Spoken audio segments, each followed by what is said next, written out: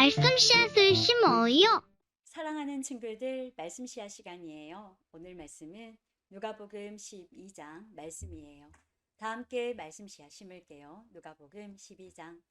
수만 명의 사람들이 몰려들어서 서로 밟힐 지경이 되었습니다. 예수님께서 먼저 제자들에게 말씀하셨습니다. 바리새파 사람들의 누룩을 조심하여라. 그들은 위선자이다. 덮어둔 것은 드러나고 숨겨진 것은 알려질 것이다. 그러므로 어두운 데서 한 말이 밝은 데서 들릴 것이며 안방에서 속삭인 말이 지붕 위에서 선포될 것이다. 내가 너희에게 말한다. 나의 친구들아. 몸은 죽여도 그 이상 아무것도 할 수 없는 사람들을 두려워하지 마라. 너희가 누구를 두려워해야 할지 알려주겠다. 죽인 후에 지옥으로 던질 권세를 가진 분을 두려워하여라. 그렇다. 내가 너희에게 말한다. 그분을 두려워하여라. 참새의 5마리가 두 아사리온에 팔리지 않느냐. 그러나 그 가운데 하나도 하나님께서 잊으신 것은 없다. 하나님께서는 내 머리카락까지도 다 세고 계신다. 두려워하지 마라. 너희는 많은 참새들보다 훨씬 더 귀하다. 내가 너희에게 말한다. 사람들 앞에서 나를 고백하는 사람은 누구든지 인자도 하나님의 천사들 앞에서 그를 인정할 것이다. 사람들 앞에서 나를 부인하는 사람은 하나님의 천사들 앞에서 부인당할 것이다. 인자에 대하여 나쁘게 말하는 사람은 용서받을 수도 있다. 그러나 성령을 모욕하는 사람은 용서받지 못할 것이다. 사람들이 너희를 회당이나 통치자, 권력자 앞에 끌고 갈 때 무엇을 어떻게 대답하고 또 무엇을 말해야 할지를 염려하지 마라. 그때의 성령께서 너희에게 무엇을 말해야 할지를 가르쳐 주실 것이다. 무리 중에 있던 한 사람이 예수님께 말했습니다. 선생님, 제 형에게 유산을 저에게 나누어 주라고 말씀해 주십시오. 예수님께서 그에게 말씀하셨습니다. 누가 나를 너희의 판사나 중개자로 세웠느냐? 이어서 예수님께서 사람들에게 말씀하셨습니다. 온갖 욕심을 경계하고 주의하여라. 재산이 아무리 많더라도 사람의 생명이 거기에 달려있지 않다. 예수님께서 사람들에게 비유를 말씀해 주셨습니다.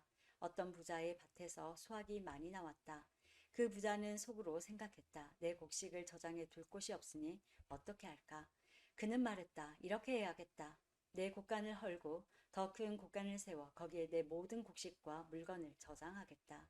그리고 자기 자신에게 말할 것이다. 인생아, 여러 해 동안 쓰기에 넉넉한 많은 재산을 가졌으니 편히 쉬고 먹고 마시며 인생을 즐겨라.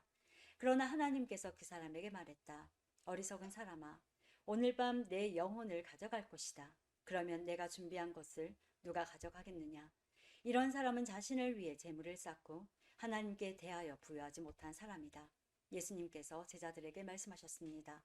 그러므로 내가 너희에게 말한다. 목숨을 위하여 무엇을 먹을까, 몸을 위하여 무엇을 입을까 염려하지 마라. 목숨이 음식보다 중요하고 몸이 옷보다 중요하다. 까마귀를 생각하여 보아라. 까마귀는 씨를 뿌리지도 않고 거두어 들이지도 않는다. 그들에게는 곡간이나 창고도 없다. 그러나 하나님께서 먹이신다. 그런데 너희는 새들보다 훨씬 더 귀하지 않느냐? 또 너희 중에 누가 염려하여 그 생명을 조금이라도 늘릴 수 있느냐? 너희가 아주 작은 것도 못하면서 왜 다른 것들을 염려하느냐? 백합꽃이 어떻게 자라는가 생각하여 보아라. 백합은 수고도 하지 않고 길쌈도 하지 않는다.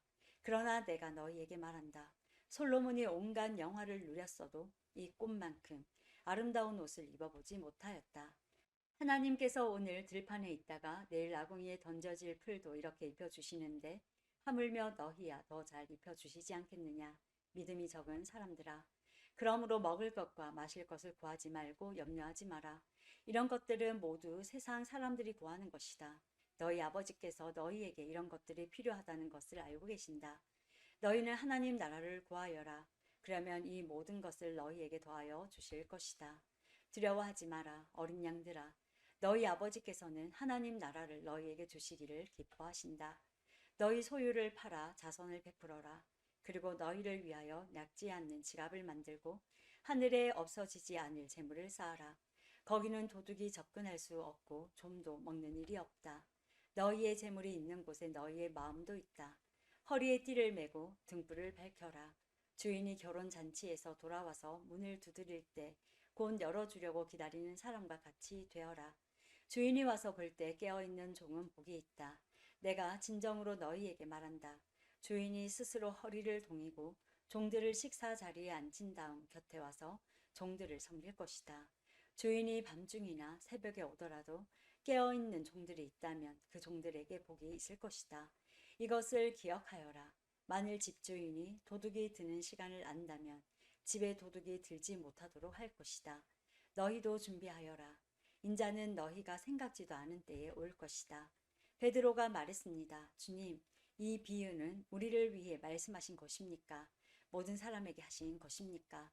주님께서 말씀하셨습니다. 누가 신실하고 지혜로운 종이겠느냐? 주인이 그 종에게 다른 종들을 맡기면 제때의 양식을 나누어 줄 일꾼이 누구겠느냐? 주인이 돌아와서 볼 때에 맡겨진 일을 하고 있는 종은 복이 있다. 내가 진정으로 너희에게 말한다. 주인이 자신의 모든 재산을 그에게 맡길 것이다. 그러나 만일 종이 속으로 주인이 돌아오려면 멀었다고 생각하고 남녀 종들을 때리고 먹고 마시며 술에 취해 있다면 미처 생각지도 않고 알지도 못한 때에 그 주인이 돌아와 그를 몹시 때리고 믿음이 없는 자들이 있는 곳으로 보낼 것이다. 주인의 뜻을 알고도 그 뜻에 따라 준비하지도 행하지도 않는 종은 많이 맞을 것이다. 그러나 알지 못하고 매맞을 짓을 한 사람은 적게 맞을 것이다. 많이 받은 사람에게는 많은 책임이 요구되고 많은 것이 맡겨진 사람에게는 많은 것이 요청된다. 나는 세상에 불을 놓으려고 왔다. 불이 이미 붙었으면 더 바랄 것이 없다. 그러나 나는 받아야 할 세례가 있다. 이것이 이루어질 때까지 내가 얼마나 괴로움을 당하겠느냐. 내가 세상에 평화를 주러 왔다고 생각하느냐. 내가 너희에게 말한다. 그렇지 않다. 오히려 분열을 일으키러 왔다. 지금부터 한 가정에서 5 식구가 서로 나누어질 것이다. 셋이 둘을, 둘이 셋을 대적할 것이다. 아버지와 아들이 나누어질 것이며 아들이 아버지를, 어머니는 딸을, 딸은 어머니를, 시어머니가 며느리를, 며느리가 시어머니를 대적할 것이다. 예수님께서 사람들에게 말씀하셨습니다. 너희가 서쪽에서부터 구름이 이는 것을 볼 때 비가 곧 오겠다고 말하면 그대로 된다. 너희가 남풍이 부는 것을 보고 날이 덥겠다고 말하면 그대로 된다. 위선자들아, 너희가 땅과 하늘의 날씨는 분별할 줄 알면서 왜 이 시대는 분별할 줄 모르느냐? 어찌하여 너희는 무엇이 옳은지를 스스로 판단하지 못하느냐? 너를 고소하는 사람과 함께 법정으로 갈 때에 너는 도중에 그 사람과의 문제를 해결하여라. 그렇지 않으면 그 사람이 너를 재판관에게 데려가고 또 재판관이 너를 집행관에게 넘겨주어 너를 감옥에 가둘 것이다. 내가 내게 말한다. 마지막 한 푼까지 갚기 전에는 내가 거기서 나오지 못할 것이다. 오늘도 말씀 씨앗 모두 잘 심었어요. 우리 내일 또 만나요.